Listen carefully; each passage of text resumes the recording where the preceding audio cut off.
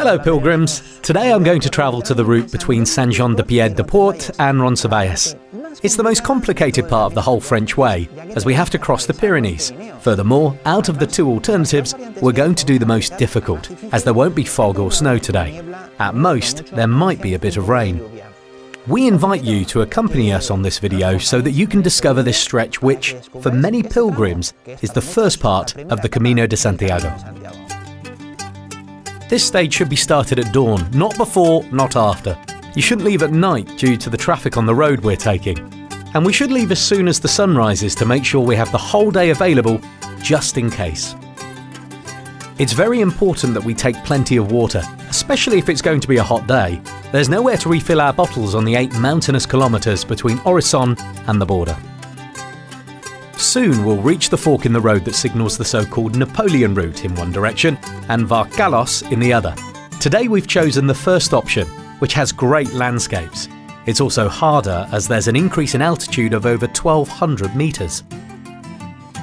But before choosing which route to take, it's important to check the weather forecast.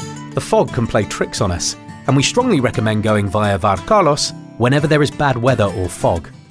Furthermore, between the 1st of November and the 30th of March, the Napoleon route is expressly forbidden due to the high likelihood of snow. Our path will almost always follow the road, starting with a steep slope, a taster of what's to come today.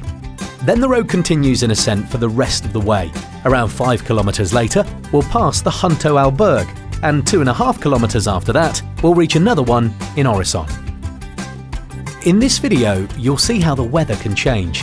1 minute there's fog and rain, then suddenly the sun comes out. The views are really spectacular.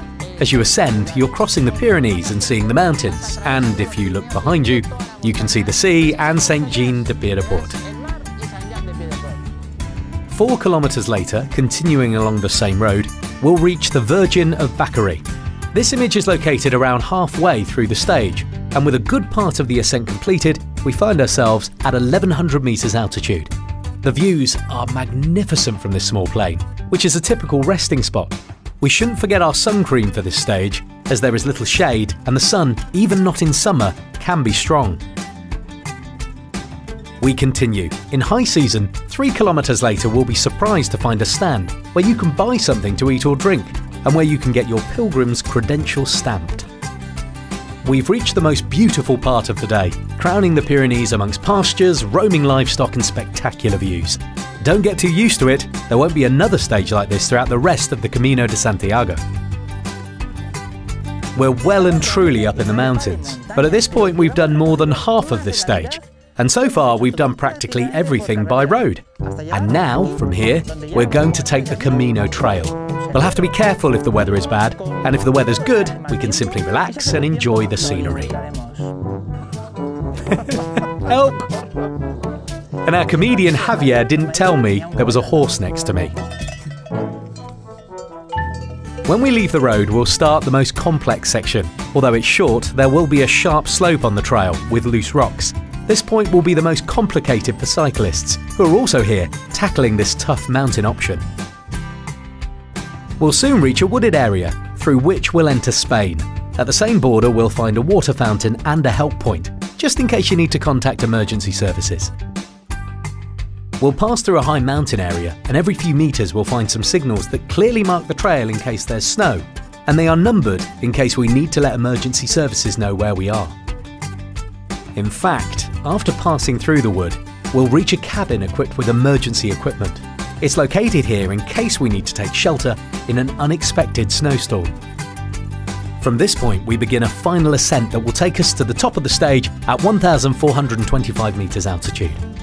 But be careful, there are only 5 kilometers left, and Roncesvalles is found at 950 meters altitude.